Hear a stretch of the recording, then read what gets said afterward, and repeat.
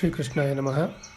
ಕೃಷ್ಣಂ ನಾರಾಯಣಂ ವಂದೇ, ಕೃಷ್ಣಂ ವಂದೇ ವ್ರಜಪ್ರಿಯಂ, ಕೃಷ್ಣಂ ದ್ವೈಪಾಯನಂ ವಂದೇ, ಕೃಷ್ಣಂ ವಂದೇ ಪ್ರತಾಸುತಂ, ವಂದೇ ಶ್ರೀಕೃಷ್ಣದೇವಂ ವರನರಕಬಿದಂ ವೇದ ವೇದಾಂತವೇದ್ಯಂ, ಲೋಕೆ ಭಕ್ತಿಪ್ರಸಿದ್ಧಂ ಯದುಕುಲಜಲದೌ ಪ್ರಾದುರಾಸೀದಪಾರೆ, ಯಸ್ಯಾಸೀದ್ರೂಪಮೇವಂ ತ್ರಿಭುವನತರಣೇ ಭಕ್ತಿವಚ್ಚಸ್ವತಂತ್ರಂ, ಶಾಸ್ತ್ರಂ ರೂಪಂಚ ಲೋಕೆ ಪ್ರಕಟಯತಿ ಮುದಾ ಯಸ್ಸನೋ ಭೂತಿಹೇತುಃ.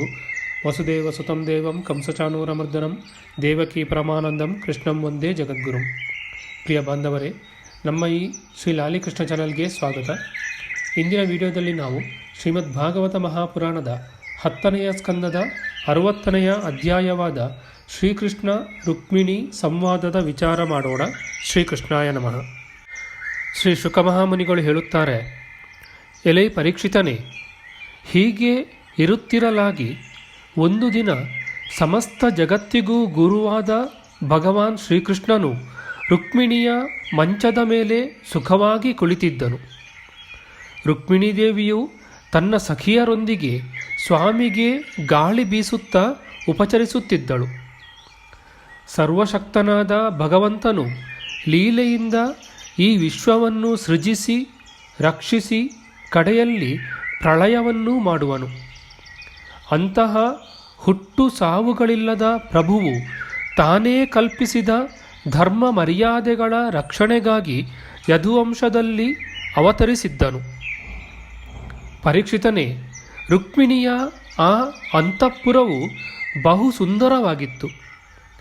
ವಸ್ತ್ರಗಳಿಂದ ಕಲ್ಪಿಸಿದ್ದ ಮೇಲುಛಾವಣಿಯಲ್ಲಿ ಥಳಥಳಿಸುವ ಮುತ್ತಿನ ಸರಗಳನ್ನು ತೂಗು ಹಾಕಿದ್ದರು. ಮಣಿಮಯವಾದ ದೀಪಗಳು ಝಗಝಗಿಸುತ್ತಿದ್ದವು. ದುಂಬಿಗಳ ನಿನಾದದಿಂದ ಕೂಡಿದ ಜಾಜಿ ಮಲ್ಲಿಗೆ ಹೂವುಗಳ ಹಾರಗಳಿಂದಲೂ ಅಂತಃಪುರವು ಸಮಲಂಕೃತವಾಗಿತ್ತು. ಪೂರ್ಣಚಂದ್ರನ ಶುಭ್ರವಾದ ಕಿರಣಗಳು ಕಿಟಕಿಗಳ ಮೂಲಕವಾಗಿ ಅಂತಃಪುರದಲ್ಲಿ ಹರಡಿದ್ದವು. ಉದ್ಯಾನದಲ್ಲಿ ಪಾರಿಜಾತ ಪುಷ್ಪಗಳ ಮೇಲೆ ಬೀಸಿದ ಸುಗಂಧಮಯ ಮಂದಾನಿಲವು ಎಲ್ಲೆಡೆ ಪಸರಿಸಿತ್ತು. ಅಗರು ಧೂಪಗಳ ಪರಿಮಳವು ಕಿಟಕಿಯ ರಂಧ್ರಗಳಿಂದ ಹೊರಗೆ ಹೋಗಿ ಹರಡುತ್ತಿತ್ತು. ಅಂತಹ ಅಂತಃಪುರದಲ್ಲಿ ಹಾಲಿನ ನೊರೆಯಂತೆ ಶುಭ್ರವಾದ ಹಂಸತೂಲಿಕಾ ತಲ್ಪದಲ್ಲಿ ಆನಂದ ತುಂದಿಲನಾಗಿ ಶ್ರೀಕೃಷ್ಣನು ವಿರಾಜಿಸುತ್ತಿದ್ದನು. ರುಕ್ಮಿಣೀ ದೇವಿಯು ತ್ರಿಲೋಕಾಧೀಶನನ್ನು ತನ್ನ ಪತಿಯನ್ನಾಗಿಸಿಕೊಂಡು ಅವನ ಸೇವೆ ಮಾಡುತ್ತಿದ್ದಳು. ಲಕ್ಷ್ಮೀ ಸ್ವರೂಪಿಣಿಯಾದ ರುಕ್ಮಿಣೀ ದೇವಿಯು ರತ್ನ ಖಚಿತವಾದ ಹಿಡಿಯುಳ್ಳ ಮನೋಹರವಾದ ಚಾಮರವನ್ನು ಸಖಿಯ ಕೈಯಿಂದ ತೆಗೆದುಕೊಂಡು ತಾನೇ ಶ್ರೀಕೃಷ್ಣನಿಗೆ ಬೀಸುತ್ತಾ ಅವನ ಸೇವೆಯನ್ನು ಮಾಡುತ್ತಿದ್ದಳು. ಆಕೆಯ ಕರಕಮಲಗಳಲ್ಲಿ ಕೈಗಡಗಗಳು, ಉಂಗುರಗಳು, ರತ್ನಖಚಿತ ಬಳೆಗಳು, ಚಾಮರವು ಶೋಭಿಸುತ್ತಿತ್ತು. ಚರಣಗಳಲ್ಲಿ ಮಣಿಖಚಿತ ನೂಪುರಗಳು ಝಣಝಣಿಸುತ್ತಿದ್ದವು. ಸೆರಗಿನಲ್ಲಿ ಅಡಗಿದ್ದ ಸ್ತನಗಳ ಕುಂಕುಮ ಕೇಸರದ ಬಣ್ಣದಿಂದ ಕೊರಳ ಹಾರಗಳು ಕೆಂಪಾಗಿ ಕಾಣುತ್ತಾ ಚಾಮರ ಬೀಸುವಾಗ ಸ್ಪಂದಿಸುತ್ತಿದ್ದವು. ಸೊಂಟದಲ್ಲಿ ಧರಿಸಿದ್ದ ರತ್ನಖಚಿತವಾದ ಡಾಬಿನ ಸರಗಳು ನಿತಂಬಗಳ ಮೇಲೆ ಜೋಲಾಡುತ್ತಿದ್ದವು. ಹೀಗೆ ಆಕೆಯು ಭಗವಂತನ ಬಳಿಯಲ್ಲೇ ಇದ್ದು ಅವನ ಸೇವೆಯಲ್ಲಿ ತಲ್ಲೀನಳಾಗಿದ್ದಳು.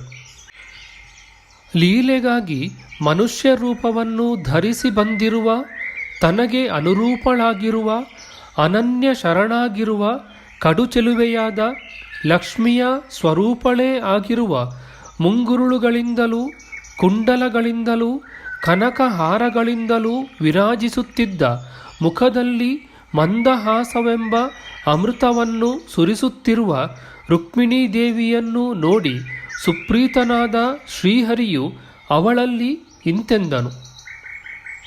ಭಗವಾನ್ ಶ್ರೀಕೃಷ್ಣನು ಹೇಳಿದನು, ರಾಜಕುಮಾರಿ, ಐಶ್ವರ್ಯದಲ್ಲಿ ಲೋಕಪಾಲರಂತಿದ್ದ, ಹೆಚ್ಚು ಪ್ರಭಾವಶಾಲಿಗಳಾಗಿದ್ದ, ಶ್ರೀಮಂತರಾಗಿದ್ದ, ರೂಪ ಔದಾರ್ಯ ಬಲದಲ್ಲಿ ಅಧಿಕರಾಗಿದ್ದ ಹಲವಾರು ರಾಜರು ನಿನ್ನನ್ನು ವಿವಾಹವಾಗಲು ಅಪೇಕ್ಷಿಸಿದ್ದರು. ನಿನ್ನ ತಂದೆ ಮತ್ತು ಅಣ್ಣಂದಿರು ಶಿಶುಪಾಲನೊಂದಿಗೆ ನಿನ್ನ ಮದುವೆ ಮಾಡುವುದಾಗಿ ವಾಗ್ದಾನವನ್ನೂ ಮಾಡಿದ್ದರು. ಕಾಮೋನ್ಮತ್ತರಾದ ಶಿಶುಪಾಲನೆ ಮೊದಲಾದವರು ನಿನ್ನನ್ನು ಯಾಚಿಸಲು ಬಂದಿದ್ದರು. ಅಂತಹವರೆಲ್ಲರನ್ನೂ ತ್ಯಜಿಸಿ ನಿನಗೆ ಸರಿದೂಗದಿರುವ ನನ್ನನ್ನೇಕೆ ನೀನು ಮದುವೆಯಾದೆ? ಸುಂದರಿ, ನೋಡು, ಜರಾಸಂಧನೆ ಮೊದಲಾದ ಶತ್ರುರಾಜರಿಗೆ ಹೆದರಿ ನಾವು ಸಮುದ್ರದಲ್ಲಿ ಮನೆ ಮಾಡಿಕೊಂಡು ಇದ್ದೇವೆ. ಬಲಿಷ್ಠರೊಡನೆ ನಾವು ವೈರವನ್ನು ಕಟ್ಟಿಕೊಂಡಿದ್ದೇವೆ. ಮೇಲಾಗಿ ನಾವು ರಾಜಸಿಂಹಾಸನದ ಅಧಿಕಾರದಿಂದಲೂ ವಂಚಿತರಾಗಿದ್ದೇವೆ. ಸುಂದರಿಯೇ, ಅಸ್ಪಷ್ಟ ಮಾರ್ಗವುಳ್ಳ ಲೋಕದ ಜನರ ಮಾರ್ಗವನ್ನು ಅನುಸರಿಸದೆ ವಿಲಕ್ಷಣವಾದ ಮಾರ್ಗವನ್ನು ಹಿಡಿದಿರುವ ನಮ್ಮಂತಹ ಪುರುಷರ ಮಾರ್ಗವನ್ನು ಹಿಡಿದ ಸ್ತ್ರೀಯರು ಪ್ರಾಯಶಃ ಕಷ್ಟಕ್ಕೆ ಒಳಗಾಗುತ್ತಾರೆ. ಸುಂದರಳೆ, ನಾವು ಯಾವಾಗಲೂ ಯಾವುದೇ ಕಾಮನೆ ಇಲ್ಲದವರು ಆದುದರಿಂದ ನಮಗೆ ಅಂಥ ನಿಷ್ಕಂಚನರನ್ನು ಕಂಡರೆ ಬಹಳ ಪ್ರೀತಿ. ಈ ಕಾರಣದಿಂದಲೇ ಪ್ರಾಯಶಃ ಧನಿಕರಾದವರು ನನ್ನನ್ನು ಆಶ್ರಯಿಸುವುದಿಲ್ಲ.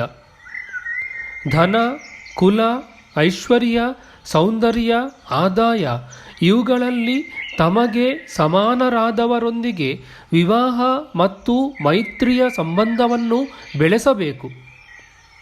ತನ್ನಿಂದ ಶ್ರೇಷ್ಠ ಅಥವಾ ಕನಿಷ್ಠರೊಂದಿಗೆ ಸಂಬಂಧ ಬೆಳೆಸಬಾರದು. ವಿದರ್ಭ ರಾಜಕುಮಾರಿ, ನೀನು ದೂರದೃಷ್ಟಿಯಿಲ್ಲದೆ ಈ ವಿಷಯಗಳ ಕುರಿತು ವಿಚಾರ ಮಾಡಲಿಲ್ಲ. ಏನೂ ತಿಳಿಯದ ಭಿಕ್ಷುಕರಿಂದ ನನ್ನ ಪ್ರಶಂಸೆಯನ್ನು ಕೇಳಿ ಗುಣಹೀನನಾದ ನನ್ನನ್ನು ವರಿಸಿದೆ. ದೇವಿ, ಈಗಲೂ ಕಾಲ ಮಿಂಚಿ ಹೋಗಿಲ್ಲ. ನೀನು ನಿನಗೆ ಅನುರೂಪನಾದ ಶ್ರೇಷ್ಠನಾದ ಕ್ಷತ್ರಿಯ ಕುಮಾರನನ್ನು ಈಗಲೂ ವರಿಸಬಹುದು. ಇದರಿಂದ ಇಹಲೋಕ ಪರಲೋಕಗಳ ಸಮಸ್ತ ಆಸೆ ಆಕಾಂಕ್ಷೆಗಳು ಈಡೇರುತ್ತವೆ. ಸುಂದರಿ, ಶಿಶುಪಾಲ, ಶಾಲ್ವ, ಜರಾಸಂಧ, ದಂತವಕ್ತ್ರ ಮುಂತಾದ ರಾಜರು ಮತ್ತು ನಿಮ್ಮಣ್ಣ ರುಕ್ಮಿಯು ಸದಾಕಾಲ ನನ್ನನ್ನು ದ್ವೇಷಿಸುತ್ತಾರೆ. ಇದು ನಿನಗೆ ತಿಳಿದೇ ಇದೆ.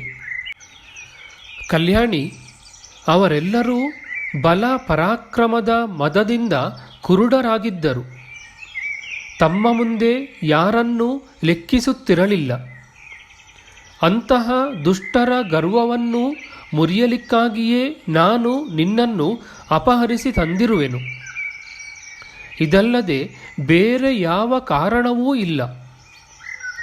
ನಿಶ್ಚಯವಾಗಿಯೂ ನಾವು ಉದಾಸೀನರು. ನಮಗೆ ಪತ್ನಿ ಪುತ್ರರಲ್ಲಾಗಲಿ ಧನದಲ್ಲಾಗಲಿ ಲಾಲಸೆಯಿಲ್ಲ. ಪತ್ನಿ ಪುತ್ರರನ್ನು ಪಡೆಯಬೇಕೆಂಬ ಕಾಮನೆಯೂ ಇಲ್ಲ. ಈ ಮನೆಯಲ್ಲಿಯೂ ದೇಹದಲ್ಲಿಯೂ ದೀಪಶಿಖೆಯಂತೆ ಸಾಕ್ಷೀಭೂತರಾಗಿ ನಿಷ್ಕ್ರಿಯರಾಗಿ ಕುಳಿತಿದ್ದೇವೆ. ಆತ್ಮ ಸಾಕ್ಷಾತ್ಕಾರವನ್ನು ಪಡೆದು ಪೂರ್ಣ ಕಾಮರಾಗಿ ಕೃತಕೃತ್ಯರಾಗಿದ್ದೇವೆ. ಶ್ರೀ ಶುಕಮಹಾಮುನಿಗಳು ಹೇಳುತ್ತಾರೆ, ಪರೀಕ್ಷಿತನೇ, ಭಗವಾನ್ ಶ್ರೀಕೃಷ್ಣನನ್ನು ಅರೆಕ್ಷಣವೂ ಬಿಟ್ಟಿರಲಾರದೆ ಇರುವ ರುಕ್ಮಿಣಿಯಲ್ಲಿ ನಾನು ಎಲ್ಲರಿಗಿಂತ ಹೆಚ್ಚು ನನ್ನ ಇನಿಯನಿಗೆ ಪ್ರಿಯಳಾಗಿದ್ದೇನೆ ಎಂಬ ಅಭಿಮಾನ ಉಂಟಾಗಿತ್ತು. ಇಂತಹ ಗರ್ವವನ್ನು ಕಳೆಯಲಿಕ್ಕಾಗಿಯೇ ಭಗವಂತನು ಇಷ್ಟನ್ನು ಹೇಳಿ ಸುಮ್ಮನಾದನು. ರಾಜೇಂದ್ರನೇ, ರುಕ್ಮಿಣೀ ದೇವಿಯು ತನ್ನ ಪರಮ ಪ್ರಿಯತಮನೂ ತ್ರೈಲೋಕ್ಯನಾಥನೂ ಆದ ಭಗವಂತನ ಇಂತಹ ಅಪ್ರಿಯವಾದ ಮಾತನ್ನು ಹಿಂದೆ ಎಂದೂ ಕೇಳಿರಲಿಲ್ಲ. ಇಂದು ಕೇಳಿದಾಗ ಅತ್ಯಂತ ಭಯಗೊಂಡಳು. ಹೃದಯವು ನಡುಗತೊಡಗಿತು. ಬಿಕ್ಕಿ ಬಿಕ್ಕಿ ಅಳುತ್ತಾ ಅಗಾಧವಾದ ಚಿಂತಾಸಾಗರದಲ್ಲಿ ಮುಳುಗಿ ಹೋದಳು. ಆಕೆಯು ಕಮಲದಂತೆ ಕೋಮಲವಾದ ಹಾಗೂ ನಸುಗೆಂಪಾದ ಉಗುರುಗಳುಳ್ಳ ಪಾದದಿಂದ ನೆಲವನ್ನು ಕೆರೆಯುತ್ತಾ ಕಾಡಿಗೆಯಿಂದ ಕಪ್ಪಾದ ಕಣ್ಣೀರಿನಿಂದ ಕುಂಕುಮಾಂಕಿತವಾದ ಸ್ತನಗಳನ್ನು ನೆನೆಸುತ್ತಾ ತಲೆಯನ್ನು ತಗ್ಗಿಸಿ ನಿಂತಿದ್ದಳು. ಅತೀವ ದುಃಖದಿಂದಾಗಿ ಆಕೆಯ ಕಂಠವು ಬಿಗಿದು ಮಾತು ನಿಂತು ಹೋಗಿತ್ತು. ಅತ್ಯಂತ ವ್ಯಥೆ, ಭಯ, ಶೋಕದ ಕಾರಣಗಳಿಂದಾಗಿ ವಿಚಾರಶಕ್ತಿಯು ಲುಪ್ತವಾಗಿತ್ತು. ಪತಿಯ ವಿಯೋಗವು ಸಂಭವಿಸಬಹುದೆಂಬ ಕಾರಣದಿಂದ ಕ್ಷಣಮಾತ್ರದಲ್ಲಿ ಕೃಶಳಾಗಿ ಕೈಯ ಕಂಕಣಗಳು ಉದುರಿ ಹೋದವು. ಹಿಡಿದಿದ್ದ ಚಾಮರವು ಕೈಯಿಂದ ಜಾರಿತು. ತಲೆಯು ಕೆದರಿತ್ತು. ಕಳವಳಗೊಂಡ ಬುದ್ಧಿಯಿಂದ ಕೂಡಿದ್ದ ದೇಹವು ಬಿರುಗಾಳಿಗೆ ಸಿಕ್ಕಿದ ಬಾಳೆಯ ಗಿಡವು ಬುಡಮೇಲಾಗಿ ಬೀಳುವಂತೆ ಪ್ರಜ್ಞಾಹೀನಳಾಗಿ ನೆಲಕ್ಕುರುಳಿದಳು. ಹಾಸ್ಯದ ಹಿರಿಮೆಯನ್ನರಿಯದ ಪ್ರೇಯಸಿಯ ಪ್ರೇಮಪಾಶದ ದಾರ್ಢ್ಯವನ್ನು ಕಂಡು ಪರಮ ಕಾರುಣಿಕನಾದ ಭಗವಾನ್ ಶ್ರೀಕೃಷ್ಣನ ಹೃದಯವು ರುಕ್ಮಿಣಿಯ ಕುರಿತು ಕರುಣೆಯಿಂದ ತುಂಬಿ ಹೋಯಿತು. ಮರುಕ್ಷಣದಲ್ಲೇ ಮಂಚದಿಂದ ಕೆಳಗಿಳಿದು ತನ್ನ 4 ಕೈಗಳಿಂದಲೂ ಪ್ರೇಯಸಿಯನ್ನು ಹಿಡಿದೆತ್ತಿ ಕೆದರಿ ಹೋಗಿದ್ದ ಆಕೆಯ ಕೇಶಪಾಶಗಳನ್ನು ಸರಿಪಡಿಸಿ ತನ್ನ ಶೀತಲವಾದ ಕರಕಮಲಗಳಿಂದ ಆಕೆಯ ಮುಖವನ್ನು ನೇವರಿಸಿದನು. ಭಗವಂತನು ರುಕ್ಮಿಣಿಯ ಕಣ್ಣುಗಳನ್ನು ಒರೆಸಿ ತನ್ನಲ್ಲಿ ಅನನ್ಯ ಪ್ರೇಮ ಭಾವವುಳ್ಳ ಆ ಸಾಧ್ವಿಯಾದ ರುಕ್ಮಿಣಿಯನ್ನು ಗಾಢವಾಗಿ ಆಲಿಂಗಿಸಿಕೊಂಡನು. ಭಗವಾನ್ ಶ್ರೀಕೃಷ್ಣನು ಸಾಂತ್ವನಗೊಳಿಸುವುದರಲ್ಲಿ ಅತ್ಯಂತ ಕುಶಲನಾಗಿದ್ದನು ಮತ್ತು ತನ್ನ ಪ್ರೇಮೀ ಭಕ್ತರಿಗೆ ಏಕಮಾತ್ರ ಆಶ್ರಯನಾಗಿದ್ದನು. ಹಾಸ್ಯದ ಗಂಭೀರತೆಯಿಂದಾಗಿ ರುಕ್ಮಿಣಿಯ ಬುದ್ಧಿಯು ಭ್ರಮಿಸಿ ಅತ್ಯಂತ ದೀನಳಾಗಿರುವುದನ್ನು ಕಂಡು ಶ್ರೀಕೃಷ್ಣನು ತನ್ನ ಪ್ರೇಯಸಿಯನ್ನು ನಯದ ಮಾತುಗಳಿಂದ ಸಮಾಧಾನಗೊಳಿಸಿದನು. ಭಗವಾನ್ ಶ್ರೀಕೃಷ್ಣನು ಹೇಳಿದನು, ವಿದರ್ಭ ನಂದಿನಿಯೇ, ನನ್ನಲ್ಲಿ ನೀನು ದೋಷವೆಣಿಸಬೇಡ. ನೀನು ಏಕಮಾತ್ರ ನನ್ನಲ್ಲೇ ಪರಾಯಣಳಾಗಿರುವೆ ಎಂಬುದನ್ನು ನಾನು ಬಲ್ಲೆನು. ಪ್ರಿಯ ಸಹಚರಿಯೇ, ನಿನ್ನ ಪ್ರೇಮಪೂರ್ಣವಾದ ಮಾತನ್ನು ಕೇಳಲೆಂದೇ ನಾನು ವಿನೋದಕ್ಕಾಗಿ ಹೀಗೆ ಮಾತನಾಡಿದೆ. ಸುಂದರಿಯೇ, ಪ್ರಣಯ ಕೋಪದಿಂದ ನಿನ್ನ ಕೆಂಪಾದ ತುಟಿಗಳು ಅದುರುವುದನ್ನು, ನಸುಗೆಂಪಾದ ಕಡೆಗಣ್ಣ ನೋಟವನ್ನು, ಗಂಟಿಕ್ಕಿದ ಸುಂದರವಾದ ಹುಬ್ಬುಗಳನ್ನು, ಮುನಿಸಿನಿಂದ ಕೂಡಿದ ಮುದ್ದು ಮುಖವನ್ನು ನೋಡಬೇಕೆಂದೇ ನಾನು ಹೀಗೆ ಹೇಳಿದೆ. ಪರಮಪ್ರಿಯಳಾದ ಭಾಮಿನಿಯೇ, ಮನೆಯ ಕೆಲಸ ಕಾರ್ಯಗಳಲ್ಲಿ ಹಗಲು ರಾತ್ರಿಯೂ ತೊಡಗಿರುವ ಗೃಹಸ್ಥರಿಗೆ ತನ್ನ ಪ್ರಿಯತಮೆಯಾದ ಅರ್ಧಾಂಗಿಯೊಡನೆ ಸ್ವಲ್ಪ ಕಾಲವಾದರೂ ಪರಿಹಾಸ ವಿನೋದದಲ್ಲಿ ಕಳೆಯುವುದೇ ಮಹತ್ತರವಾದ ಒಂದು ಲಾಭವಲ್ಲವೇ? ಶ್ರೀ ಶುಕಮಹಾಮುನಿಗಳು ಹೇಳುತ್ತಾರೆ, ರಾಜೇಂದ್ರನೇ, ಭಗವಾನ್ ಶ್ರೀಕೃಷ್ಣನು ತನ್ನ ಪ್ರೇಯಸಿಯನ್ನು ಹೀಗೆ ನಯ ವಿನಯವಾದ ಮಾತುಗಳಿಂದ ಸಮಾಧಾನಗೊಳಿಸಲು ತನ್ನ ಪ್ರಿಯಕರನು ಹೇಳಿದುದು ಹಾಸ್ಯಕ್ಕಾಗಿ ಎಂದು ತಿಳಿದ ರುಕ್ಮಿಣಿಯು ತನ್ನನ್ನು ಪರಿತ್ಯಾಗ ಮಾಡಿಬಿಡುವನೋ ಎಂಬ ಭಯವನ್ನು ತ್ಯಜಿಸಿ ನಿಶ್ಚಿಂತಳಾದಳು. ಪರೀಕ್ಷಿತನೇ, ಈಗ ಆಕೆಯು ನಾಚಿಕೆಯಿಂದ ಕೂಡಿದ ಪ್ರೇಮಪೂರ್ಣವಾದ ಕಡೆಗಣ್ಣ ನೋಟದಿಂದ ಪುರುಷ ಶ್ರೇಷ್ಠನಾದ ಭಗವಾನ್ ಶ್ರೀಕೃಷ್ಣನನ್ನು ವೀಕ್ಷಿಸುತ್ತಾ ಮಧುರವಾದ ಮಾತಿನಿಂದ ಇಂತೆಂದಳು. ರುಕ್ಮಿಣೀದೇವಿಯು ಹೇಳಿದಳು, ಕಮಲಾಕ್ಷನೇ, ನೀನು ಹೇಳಿರುವುದು ಸರಿಯಾಗಿಯೇ ಇದೆ. ಬಹಳ ದೊಡ್ಡವನಾದ ನಿನಗೆ ನಾನು ಖಂಡಿತವಾಗಿಯೂ ಸಮಾನಳಲ್ಲ. ಅಪಾರವಾದ ಮಹಿಮೆಯುಳ್ಳ ಸ್ವಸ್ವರೂಪದಲ್ಲಿ ಆನಂದವನ್ನು ಹೊಂದುವ ತ್ರಿಗುಣಗಳಿಗೆ ಸ್ವಾಮಿಯಾದ ಬ್ರಹ್ಮಾದಿ ದೇವತೆಗಳಿಂದ ಸೇವಿತನಾದ ಷಡ್ಗುಣೈಶ್ವರ್ಯ ಸಂಪನ್ನನಾದ ನೀನೆಲ್ಲಿ ತ್ರಿಗುಣಾತ್ಮಕ ಪ್ರಕೃತಿಯಾಗಿ ಫಲಾಪೇಕ್ಷಿಗಳಾದ ಮೂಢರಿಂದ ವಂದಿಸಲ್ಪಡುವ ಪಾದಗಳುಳ್ಳ ನಾನೆಲ್ಲಿ? ತ್ರಿವಿಕ್ರಮ ಸ್ವರೂಪನೇ, ರಾಜರಿಗೆ ಹೆದರಿ ಸಮುದ್ರವನ್ನು ಸೇರಿಕೊಂಡಿರುವೆವು ಎಂದು ನೀನು ಹೇಳಿರುವುದು ಸರಿಯೇ. ಆದರೆ ರಾಜರೆಂದರೆ ಭೂಮಂಡಲದ ರಾಜರಲ್ಲ. ಸತ್ವ ರಜ ಸ್ತಮಗಳೆಂಬ ಮೂವರು ರಾಜರು. ಅವರಿಗೆ ಹೆದರಿ ನೀನು ಅಂತಃಕರಣ ರೂಪವಾದ ಸಮುದ್ರದಲ್ಲಿ ಸಚ್ಚಿದಾನಂದಮಯವಾದ ಆತ್ಮಸ್ವರೂಪದಲ್ಲಿ ರಾರಾಜಿಸುತ್ತಿರುವೆ. ಬಲಿಷ್ಠರೊಡನೆ ದ್ವೇಷವನ್ನು ಕಟ್ಟಿಕೊಂಡವರು ಎಂದು ಹೇಳಿಕೊಂಡೆ. ಇದೂ ನಿಜವೇ. ಮಹಾಬಲಿಷ್ಠವಾದುದು ಈ ಇಂದ್ರಿಯಗಳೇ. ಅವರೊಂದಿಗೆ ನಿನ್ನ ವೈರವಿದ್ದೇ ಇದೆ. ರಾಜಸಿಂಹಾಸನದಿಂದ ವಂಚಿತರಾದವರು ಎಂದು ಹೇಳಿದುದೂ ಸರಿಯೇ. ನಿನ್ನ ಪಾದ ಸೇವಕರೂ ಕೂಡ ರಾಜ ಪದವಿಯನ್ನು ಅಜ್ಞಾನಾಂಧಕಾರಮಯವಾದುದೆಂದು ಧಿಕ್ಕರಿಸುವಾಗ ನಿತ್ಯತೃಪ್ತನೂ ಆಪ್ತ ಕಾಮನೂ ಆದ ನಿನ್ನ ವಿಷಯದಲ್ಲಿ ಹೇಳುವುದೇನಿದೆ? ನಾವು ಸ್ಪಷ್ಟವಾದ ಮಾರ್ಗವಿಲ್ಲದವರೆಂದು ಲೌಕಿಕ ವ್ಯವಹಾರಗಳನ್ನು ಪಾಲಿಸತಕ್ಕವರಲ್ಲವೆಂದು ಹೇಳಿಕೊಂಡೆ. ಇದು ಯಥಾರ್ಥವೇ ಆಗಿದೆ. ಏಕೆಂದರೆ ನಿನ್ನ ಪಾದಪದ್ಮಗಳ ಮಕರಂದವನ್ನು ಸೇವಿಸುವವರ ಮಾರ್ಗವು ಅಸ್ಪಷ್ಟವಾಗಿರುತ್ತದೆ ಮತ್ತು ವಿಷಯಗಳಲ್ಲಿ ಮೈಮರೆತ ನರಪಶುಗಳಿಂದ ಅದನ್ನು ಊಹಿಸಲು ಸಾಧ್ಯವಾಗುವುದಿಲ್ಲ. ಓ ಅನಂತನೇ, ನಿನ್ನ ಮಾರ್ಗದಲ್ಲಿ ನಡೆಯುವ ನಿನ್ನ ಭಕ್ತರ ಚೇಷ್ಟೆಗಳು ಪ್ರಾಯಶಃ ಅಲೌಕಿಕವಾಗಿರುವಾಗ ಸಮಸ್ತ ಶಕ್ತಿಗಳ ಮತ್ತು ಐಶ್ವರ್ಯಗಳ ಆಶ್ರಯನಾದ ನಿನ್ನ ಚೇಷ್ಟೆಗಳು ಅಲೌಕಿಕವಾಗಿರುವುದರಲ್ಲಿ ಹೇಳುವುದೇನಿದೆ? ನಾವು ಅಕಿಂಚನರು ಎಂದು ಹೇಳಿಕೊಂಡೆ. ಆದರೆ ನಿನ್ನ ಅಕಿಂಚನತೆ ದರಿದ್ರತೆಯಲ್ಲ. ನೀನಲ್ಲದೆ ಬೇರೆ ಯಾವ ವಸ್ತುವೂ ಇಲ್ಲದಿರುವುದರಿಂದ ಎಲ್ಲವೂ ನೀನೇ ಆಗಿರುವೆ ಎಂಬುದೇ ಅರ್ಥವಾಗಿದೆ. ನಿನ್ನ ಬಳಿಯಲ್ಲಿ ಇಟ್ಟುಕೊಳ್ಳಲಿಕ್ಕಾಗಿ ಏನೂ ಇಲ್ಲ. ಆದರೆ ಯಾರು ಬ್ರಹ್ಮಾದಿ ದೇವತೆಗಳನ್ನು ಪೂಜಿಸುವರೋ, ಕಾಣಿಕೆಗಳನ್ನು ಅರ್ಪಿಸುವರೋ, ಆ ಜನರೇ ನಿನ್ನನ್ನು ಪೂಜಿಸುತ್ತಲೇ ಇರುತ್ತಾರೆ. ನೀನು ಅವರಿಗೆ ಪ್ರಿಯನಾಗಿರುವೆ, ಅವರು ನಿನಗೆ ಪ್ರಿಯರಾಗಿರುವರು. ಧನಾಢ್ಯರಾದವರು ನನ್ನನ್ನು ಭಜಿಸುವುದಿಲ್ಲ ಎಂದು ನೀನು ಹೇಳಿದುದು ಉಚಿತವೇ ಆಗಿದೆ.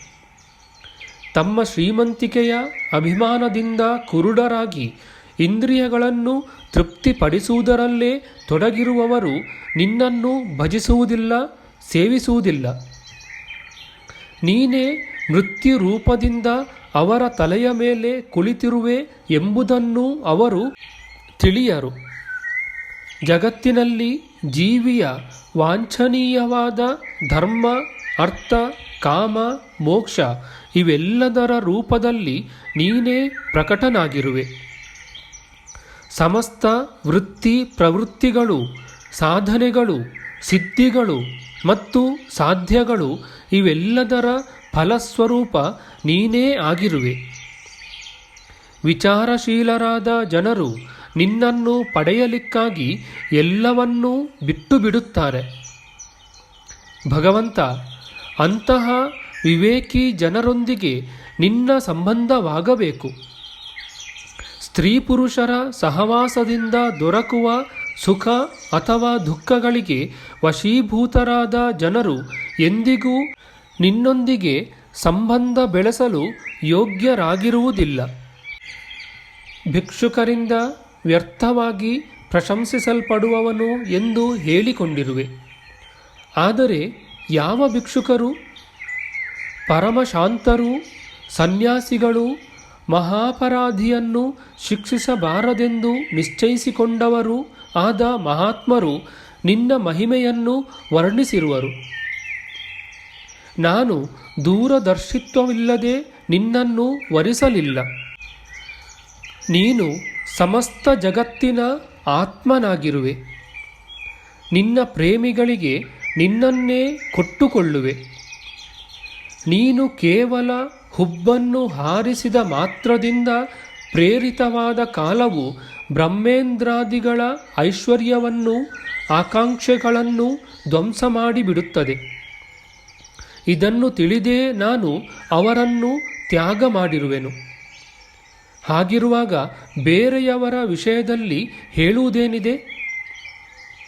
ಗದಾಗ್ರಜನೆ, ಸಿಂಹವು ತನ್ನ ಗರ್ಜನೆಯಿಂದ ಕಾಡಿನ ಮೃಗಗಳನ್ನು ಓಡಿಸಿ ಅದರ ಭಾಗವನ್ನು ಕಚ್ಚಿಕೊಂಡು ಹೋಗುವಂತೆ ಕೇವಲ ಶಾಂಘಧನಸ್ಸಿನ ಟಂಕಾರದಿಂದಲೇ ಸಮಸ್ತ ರಾಜರನ್ನು ಓಡಿಸಿ ನಿನ್ನ ದಾಸಿಯಾದ ನನ್ನನ್ನು ಅಪಹರಿಸಿಕೊಂಡು ಬಂದಿರುವೆ. ಇದಕ್ಕೆ ನಾನೇ ಸಾಕ್ಷಿಯಾಗಿದ್ದೇನೆ. ಹೀಗಿರುವಾಗ ರಾಜರಿಗೆ ಹೆದರಿ ಸಮುದ್ರವನ್ನು ಆಶ್ರಯಿಸಿರುವೆನು ಎಂಬ ನಿನ್ನ ಮಾತು ಯುಕ್ತಿಯುಕ್ತವಾಗಿ ಕಾಣುವುದಿಲ್ಲ. ಕಮಲನಯನ, ನನ್ನನ್ನು ಅನುಸರಿಸಿದವರು ಪ್ರಾಯಶಃ ಕಷ್ಟವನ್ನೇ ಪಡುತ್ತಾರೆ ಎಂದು ನೀನು ಹೇಗೆ ಹೇಳಬಲ್ಲೆ? ಹಿಂದೆ ಅಂಗ, ಪೃಥು, ಭರತ, ಯಯಾತಿ, ಗಯ ಇವೇ ಮೊದಲಾದ ರಾಜಾಧಿರಾಜರು ತಮ್ಮ ಏಕಛತ್ರ ಸಾಮ್ರಾಜ್ಯವನ್ನು ಪರಿತ್ಯಜಿಸಿ ಕೇವಲ ನಿನ್ನನ್ನು ಸೇರಬೇಕೆಂಬ ಮಹತ್ವಾಕಾಂಕ್ಷೆಯಿಂದ ತಪಸ್ಸು ಮಾಡಲು ಅರಣ್ಯಕ್ಕೆ ಹೋದರು. ನಿನ್ನನ್ನು ಅನುಸರಣೆ ಮಾಡಿದ ಅವರು ಏನಾದರೂ ಕಷ್ಟವನ್ನು ಅನುಭವಿಸುತ್ತಿರುವರೇ? ಬೇರೆ ಯಾರಾದರೂ ರಾಜಕುಮಾರನನ್ನು ವರಿಸೆಂದು ನೀನು ನನಗೆ ಸಲಹೆ ಮಾಡಿದೆ. ಭಗವಂತ, ನೀನು ಸಮಸ್ತ ಗುಣಗಳಿಗೆ ಏಕಮಾತ್ರ ಆಶ್ರಯನಾಗಿರುವೆ. ಸತ್ಪುರುಷರು ನಿನ್ನ ಚರಣ ಕಮಲಗಳ ಗಂಧವನ್ನು ಆಘ್ರಾಣಿಸಿ ಅವನ್ನು ಗಾನ ಮಾಡುತ್ತಲೇ ಇರುತ್ತಾರೆ. ದಿವ್ಯವಾದ ಆ ನಿನ್ನ ಚರಣ ಕಮಲಗಳ ಆಶ್ರಯವನ್ನು ಹೊಂದಿದೊಡನೆಯೇ ಸಂಸಾರದ ಪಾಪ ತಾಪಗಳಿಂದ ಮುಕ್ತಿ ಸಿಗುತ್ತದೆ. ಲಕ್ಷ್ಮಿಯು ಸದಾಕಾಲ ಅವುಗಳಲ್ಲೇ ನಿವಾಸ ಮಾಡಿಕೊಂಡಿದ್ದಾಳೆ. ತನ್ನ ಸ್ವಾರ್ಥ ಪರಮಾರ್ಥಗಳನ್ನು ಚೆನ್ನಾಗಿ ತಿಳಿದಿರುವ ಯಾವ ಸ್ತ್ರೀಯೂ ತಾನೇ ಒಮ್ಮೆ ಅಂತಹ ಚರಣಕಮಲಗಳ ಗಂಧವನ್ನು ಆಘ್ರಾಣಿಸಿದ ಬಳಿಕ ಅದನ್ನು ತಿರಸ್ಕರಿಸಿ ಹುಟ್ಟು ಸಾವುಗಳ ರೋಗ ರುಜಿನಗಳ ಭಯದಿಂದ ಪೀಡಿತರಾದ ಮನುಷ್ಯರನ್ನು ವರಿಸಿಯಾಳು? ಬುದ್ಧಿವಂತೆಯಾದ ಯಾವ ಸ್ತ್ರೀಯೂ ಹಾಗೆ ಮಾಡಲಾರಳು. ಪ್ರಭುವೇ, ಸಮಸ್ತ ಜಗತ್ತಿಗೂ ನೀನೇ ಸ್ವಾಮಿಯಾಗಿರುವೆ.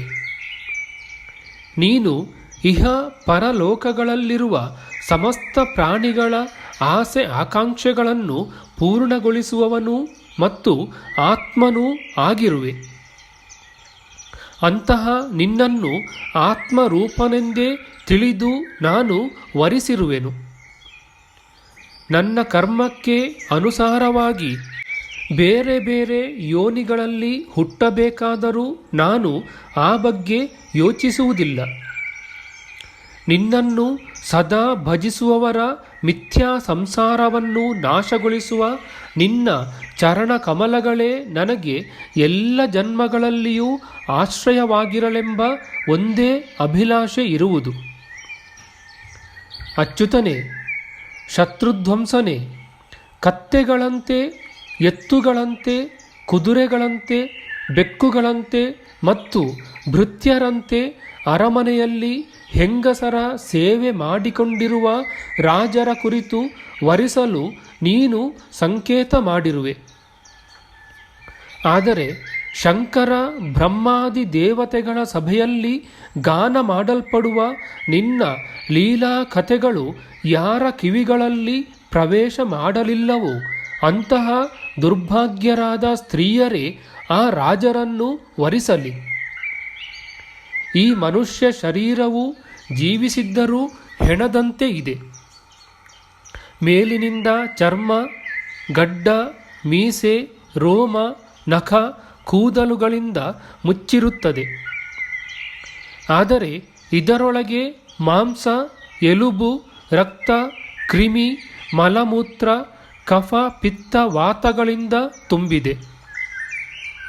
ಎಂದಿಗೂ ನಿನ್ನ ಚರಣಾರವಿಂದದ ಮಕರಂದವನ್ನು ಆಘ್ರಾಣಿಸದ ಮೂಢ ಸ್ತ್ರೀಯರೇ ಇಂತಹವರನ್ನು ತಮ್ಮ ಪ್ರಿಯತಮನೆಂದು ತಿಳಿದು ಸೇವಿಸುತ್ತಿರುವರು. ಕಮಲಾಕ್ಷನೇ, ನೀನು ಆತ್ಮಾರಾಮನಾಗಿರುವೆ. ನಾನು ಸುಂದರಳಾಗಿದ್ದೇನೆ, ಗುಣವತಿಯಾಗಿದ್ದೇನೆ, ಇದರ ಕಡೆಗೆ ನಿನ್ನ ದೃಷ್ಟಿಯೇ ಹೋಗುವುದಿಲ್ಲ. ಆದ್ದರಿಂದ ನೀನು ಉದಾಸೀನನಾಗಿರುವುದು ಸ್ವಾಭಾವಿಕವೇ ಆಗಿದೆ. ಹೀಗಿದ್ದರೂ ನಿನ್ನ ಚರಣ ಕಮಲಗಳಲ್ಲಿ ನನ್ನ ಅನುರಾಗವು ಸುದೃಢವಾಗಿರಲೆಂದೇ ನನಗೆ ಅಭಿಲಾಷೆಯು. ನೀನು ಈ ಜಗತ್ತಿನ ಅಭಿವೃದ್ಧಿಗೆ ಉತ್ಕಟ ರಜೋಗುಣವನ್ನು ಸ್ವೀಕರಿಸಿ ನನ್ನ ಕಡೆಗೆ ನೋಡಿದಾಗಲೇ ನಿನ್ನ ಪರಮಾನುಗ್ರಹವಾಗಿದೆ. ಮಧುಸೂದನ, ನಿನಗೆ ಅನುರೂಪನಾದ ಕ್ಷತ್ರಿಯ ಶ್ರೇಷ್ಠನನ್ನು ನೀನು ಸೇವಿಸು ಎಂದೂ ನೀನೇ ಹೇಳಿದೆ. ನಿನ್ನ ಮಾತು ಸುಳ್ಳೆಂದು ನಾನು ಭಾವಿಸುವುದಿಲ್ಲ. ಕೆಲವರ ವಿಷಯದಲ್ಲಿ ಇದು ನಿಜ. ಕಾಶಿರಾಜನ ಮಗಳಾದ ಅಂಬೆಯು ಮೊದಲು ಒಬ್ಬನನ್ನು ಪ್ರೀತಿಸಿ ಅನಂತರ ಮತ್ತೊಬ್ಬನನ್ನು ಪ್ರೀತಿಸಿದಳು. ಹಾಗೆಯೇ ಕೆಲವು ಕನ್ಯೆಯರು ಮೊದಲು ಒಬ್ಬನನ್ನು ಪ್ರೀತಿಸಿದ್ದು ಬಳಿಕ ಬೇರೆಯವರನ್ನು ಪ್ರೀತಿಸಬಹುದು.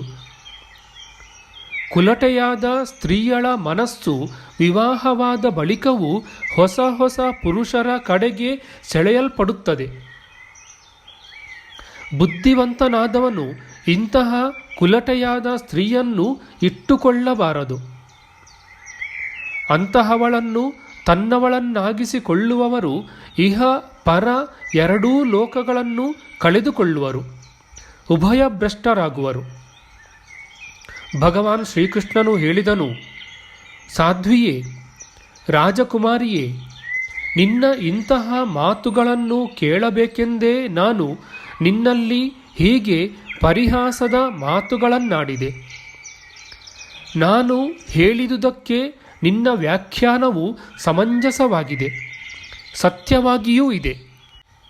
ಸುಂದರಿ, ನೀನು ನನ್ನ ಅನನ್ಯ ಪ್ರೇಯಸಿಯಾಗಿರುವೆ. ನಿನಗೆ ನನ್ನಲ್ಲಿಯೂ ಅನನ್ಯ ಪ್ರೀತಿ ಇದೆ. ನೀನು ನನ್ನಿಂದ ಬಯಸುವುದೆಲ್ಲವೂ ನಿನಗೆ ಸರ್ವದಾ ಸಿದ್ಧವಾಗಿಯೇ ಇದೆ. ನನ್ನಲ್ಲಿ ಮಾಡಿದ ಅಭಿಲಾಷೆಗಳು ಸಾಂಸಾರಿಕ ಕಾಮನೆಗಳಂತೆ ಬಂಧನಕ್ಕೆ ಕಾರಣವಾಗುವುದಿಲ್ಲ. ಏಕಾಂತ ಭಕ್ತೆಯಾದ ನಿನಗೆ ಇತರ ಎಲ್ಲ ಕಾಮನೆಗಳನ್ನು ನಿವೃತ್ತಿಗೊಳಿಸಿ ನನ್ನನ್ನೇ ಸೇರಲು ಅನುವು ಮಾಡಿಕೊಡುತ್ತದೆ. ಪುಣ್ಯಾತ್ಮಳೇ, ನಾನು ನಿನ್ನ ಪತಿಪ್ರೇಮವನ್ನು ಪಾತಿವ್ರತ್ಯವನ್ನು ಚೆನ್ನಾಗಿ ಕಂಡುಕೊಂಡೆ. ಬುದ್ಧಿಯನ್ನು ಕದಲಿಸಬಹುದಾದ ನನ್ನ ಮಾತುಗಳಿಂದಲೂ ನಿನ್ನ ಬುದ್ಧಿಯು ನನ್ನಿಂದ ಸ್ವಲ್ಪವಾದರೂ ವಿಚಲಿತವಾಗಲಿಲ್ಲ. ಪ್ರಿಯೆ, ನಾನು ಮೋಕ್ಷಕ್ಕೆ ಸ್ವಾಮಿಯಾಗಿರುವೆನು. ಜನರನ್ನು ಸಂಸಾರ ಸಾಗರದಿಂದ ಪಾರು ಮಾಡುತ್ತೇನೆ. ನಾನಾ ವಿಧದ ವ್ರತ ತಪಸ್ಸು ಮಾಡುತ್ತಾ ದಾಂಪತ್ಯ ಜೀವನದ ವಿಷಯ ಸುಖದ ಅಭಿಲಾಷೆಯಿಂದ ನನ್ನ ಭಜನೆ ಮಾಡುವ ಸಕಾಮ ಪುರುಷರು ನನ್ನ ಮಾಯೆಯಿಂದ ಮೋಹಿತರಾಗಿದ್ದಾರೆ. ಮಾನಿನಿಯೇ, ನಾನು ಮೋಕ್ಷಕ್ಕೂ ಮತ್ತು ಸಮಸ್ತ ಸಂಪತ್ತುಗಳಿಗೂ ಅಧೀಶ್ವರನಾಗಿದ್ದೇನೆ. ಪರಮಾತ್ಮನಾದ ನನ್ನನ್ನು ಪಡೆದ ಬಳಿಕವೂ ಯಾರು ಕೇವಲ ವಿಷಯ ಸುಖದ ಸಾಧನವಾದ ಸಂಪತ್ತನ್ನೇ ಬಯಸುತ್ತಾರೋ, ನನ್ನ ಪರಾಭಕ್ತಿಯನ್ನು ಬಯಸುವುದಿಲ್ಲವೋ ಅವರು ಮಂದಭಾಗ್ಯರೇ ಸರಿ. ಏಕೆಂದರೆ ವಿಷಯ ಸುಖವಾದರೂ ನರಕದಲ್ಲಿ ಮತ್ತು ನರಕಕ್ಕೆ ಸಮಾನವಾದ ಹಂದಿ, ನಾಯಿ ಮೊದಲಾದ ಯೋನಿಗಳಲ್ಲಿಯೂ ದೊರಕಬಲ್ಲದು. ಆದರೆ ಆ ಜನರ ಮನಸ್ಸು ವಿಷಯಗಳಲ್ಲೇ ತೊಡಗಿರುತ್ತದೆ. ಅದಕ್ಕಾಗಿ ಅವರಿಗೆ ನರಕಕ್ಕೆ ಹೋಗುವುದು ಒಳ್ಳೆಯದೆನಿಸುತ್ತದೆ. ಗೃಹೇಶ್ವರಿಯೇ, ಪ್ರಾಣಪ್ರಿಯಳೇ, ನೀನು ಅದೃಷ್ಟವಶದಿಂದ ಸಂಸಾರ ಬಂಧನದಿಂದ ವಿಮುಕ್ತಗೊಳಿಸುವ ನನ್ನ ಸೇವೆಯನ್ನು ನಿರಂತರವಾಗಿ ಮಾಡುತ್ತಿರುವೆ. ದುಷ್ಟರಾದವರು ಹೀಗೆಂದೂ ಮಾಡಲಾರರು. ಅದರಲ್ಲಿಯೂ ದುಷ್ಟವಾದ ಕಾಮನೆಗಳಿಂದ ತುಂಬಿ ಹೋಗುವ ಮನಸ್ಸುಳ್ಳ ಇಂದ್ರಿಯಗಳ ತೃಪ್ತಿಗಾಗಿ ಅನೇಕ ವಂಚನೆಗಳನ್ನು ಮಾಡುವ ಹೆಂಗಸಿಗೆ ಇಂತಹ ನಿಷ್ಕಾಮ ಸೇವೆಯನ್ನಂತೂ ಮಾಡಲು ಸಾಧ್ಯವೇ ಆಗುವುದಿಲ್ಲ. ಮಾನಿನಿಯೇ, ನನಗೆ ನನ್ನ ಮನೆಗಳಲ್ಲಿ ನಿನ್ನಂತೆ ಪ್ರೇಮಿಸುವ ಭಾರ್ಯೆ ಬೇರೆ ಯಾರೂ ಕಂಡುಬರುವುದಿಲ್ಲ. ಏಕೆಂದರೆ ವಿವಾಹದ ಸಮಯದಲ್ಲಿ ನೀನು ನನ್ನನ್ನು ನೋಡಿರಲಿಲ್ಲ. ಕೇವಲ ನನ್ನ ಪ್ರಶಂಸೆಯನ್ನು ಕೇಳಿದ್ದೆಯಷ್ಟೆ. ಆಗಲೂ ನಿನ್ನ ವಿವಾಹಕ್ಕೆ ಬಂದಿರುವ ರಾಜರನ್ನು ಉಪೇಕ್ಷೆ ಮಾಡಿ ಬ್ರಾಹ್ಮಣನ ಮೂಲಕ ನನ್ನ ಬಳಿಗೆ ಗುಪ್ತ ಸಂದೇಶವನ್ನು ಕಳಿಸಿದ್ದೆ. ನಿನ್ನನ್ನು ಅಪಹರಿಸಿಕೊಂಡು ಬರುವಾಗ ನಿನ್ನ ಅಣ್ಣನನ್ನು ಯುದ್ಧದಲ್ಲಿ ಗೆದ್ದು ವಿರೂಪಗೊಳಿಸಿದ್ದೆ. ಹಾಗೂ ಅನಿರುದ್ಧನ ವಿವಾಹ ಮಹೋತ್ಸವದಲ್ಲಿ ಪಗಡೆಯಾಡುವಾಗ ಬಲರಾಮನು ರುಕ್ಮಿಯನ್ನು ಕೊಂದು ಹಾಕಿದನು. ಆದರೆ ನನ್ನಿಂದ ವಿಯೋಗವಾಗುವ ಭಯದಿಂದ ನೀನು ಮೌನವಾಗಿ ಎಲ್ಲ ದುಃಖವನ್ನು ನುಂಗಿಕೊಂಡೆ. ನನ್ನಲ್ಲಿ ಒಂದು ಮಾತೂ ಆಡಲಿಲ್ಲ. ನಿನ್ನ ಈ ಗುಣದಿಂದ ನಾನು ನಿನ್ನ ವಶನಾಗಿ ಬಿಟ್ಟಿದ್ದೇನೆ. ನೀನು ನನ್ನ ಪ್ರಾಪ್ತಿಗಾಗಿ ಬ್ರಾಹ್ಮಣನ ಮೂಲಕ ಗುಪ್ತ ಸಂದೇಶವನ್ನು ಕಳಿಸಿದ್ದೆ. ಆದರೆ ನಾನು ತಲುಪಲು ಸ್ವಲ್ಪ ತಡವಾದಾಗ ನಿನಗೆ ಇಡೀ ಜಗತ್ತೇ ಶೂನ್ಯವಾದಂತಾಗಿತ್ತು. ಆ ಸಮಯದಲ್ಲಿ ನಿನ್ನ ಈ ಸರ್ವಾಂಗ ಸುಂದರ ಶರೀರವನ್ನು ಬೇರೆ ಯಾರಿಗೂ ಅರ್ಪಿಸುವುದು ಯೋಗ್ಯವಲ್ಲವೆಂದು ತಿಳಿದು ಅದನ್ನು ಬಿಟ್ಟು ಬಿಡುವ ಸಂಕಲ್ಪವನ್ನು ಮಾಡಿದೆ. ನಿನ್ನ ಈ ಪ್ರೇಮ ಭಾವವು ನಿನ್ನೊಳಗೇ ಇರಲಿ. ಇದಕ್ಕೆ ಬದಲಾಗಿ ನಾನು ಏನನ್ನೂ ಕೊಡಲಾರೆ. ಸರ್ವೋಚ್ಚವಾದ ನಿನ್ನ ಈ ಪ್ರೇಮ ಭಾವವನ್ನು ನಾನು ಅಭಿನಂದಿಸುತ್ತೇನೆ. ಶ್ರೀ ಶುಕಮಹಾಮುನಿಗಳು ಹೇಳುತ್ತಾರೆ, ಪರೀಕ್ಷಿತನೇ, ಜಗದೀಶ್ವರನಾದ ಭಗವಾನ್ ಶ್ರೀಕೃಷ್ಣನು ಆತ್ಮಾರಾಮನಾಗಿದ್ದಾನೆ. ಅವನು ಮನುಷ್ಯರಂತೆ ಲೀಲೆ ಮಾಡುತ್ತಿರುವಾಗ ಅದರಲ್ಲಿ ದಾಂಪತ್ಯ ಪ್ರೇಮವನ್ನು ವೃದ್ಧಿಪಡಿಸುವ ವಿನೋದದಿಂದ ತುಂಬಿದ ಮಾತುಕತೆಯನ್ನು ಮಾಡುತ್ತಾ ಮತ್ತು ಹೀಗೆ ಲಕ್ಷ್ಮೀರೂಪಳಾದ ರುಕ್ಮಿಣಿಯೊಂದಿಗೆ ವಿಹರಿಸುತ್ತಿದ್ದನು. ಭಗವಾನ್ ಶ್ರೀಕೃಷ್ಣನು ಸಮಸ್ತ ಜಗತ್ತಿಗೆ ಶಿಕ್ಷಣವನ್ನು ಕೊಡುವ ಸರ್ವವ್ಯಾಪಕನಾಗಿದ್ದಾನೆ. ಅವನು ಹೀಗೆಯೇ ಇತರ ಪತ್ನಿಯರ ಅರಮನೆಗಳಲ್ಲಿಯೂ ಗೃಹಸ್ಥರಂತೆ ಇರುತ್ತಾ ಗೃಹಸ್ಥೋಚಿತವಾದ ಧರ್ಮವನ್ನು ಪಾಲಿಸುತ್ತಿದ್ದನು. ಇತಿ ಶ್ರೀಮದ್ಭಾಗವತೆ ಮಹಾಪುರಾಣೆ ಪಾರಮಹಂಸ್ಯಾಂ ಸಂಹಿತಾಯಾಂ ದಶಮಸ್ಕಂದೆ ಉತ್ತರಾರ್ಧೆ ಕೃಷ್ಣ ರುಕ್ಮಿಣೀ ಸಂವಾದೋ ನಾಮ ಷಷ್ಠಿತಮೋಧ್ಯಾಯಃ. ನಮ್ಮ ಮುಂದಿನ ವಿಡಿಯೋದಲ್ಲಿ ನಾವು ಶ್ರೀಮದ್ ಭಾಗವತ ಮಹಾಪುರಾಣದ 10ನೆಯ ಸ್ಕಂದದ 61ನೆಯ ಅಧ್ಯಾಯವಾದ ಭಗವಂತನ ಸಂತತಿಯ ವರ್ಣನೆ, ಅನಿರುದ್ಧನ ವಿವಾಹ, ರುಕ್ಮಿಯ ವಧೆಯ ವಿಚಾರ ಮಾಡೋಣ. ಆಧ್ಯಾತ್ಮಿಕ ಚರ್ಚೆ ಮತ್ತು ವಿಚಾರ ವಿನಿಮಯಕ್ಕಾಗಿ ಶುರು ಮಾಡಿದ ಈ ಚಾನಲ್ನಲ್ಲಿ ನಾವು ಅಪ್ಲೋಡ್ ಮಾಡುವ ಎಲ್ಲ ವಿಡಿಯೋಗಳನ್ನು ಸಂಪೂರ್ಣವಾಗಿ ನೋಡಿ ನಿಮ್ಮ ಸಲಹೆಗಳನ್ನು ಕಮೆಂಟ್ ಬಾಕ್ಸ್ನಲ್ಲಿ ಬರೆಯಿರಿ.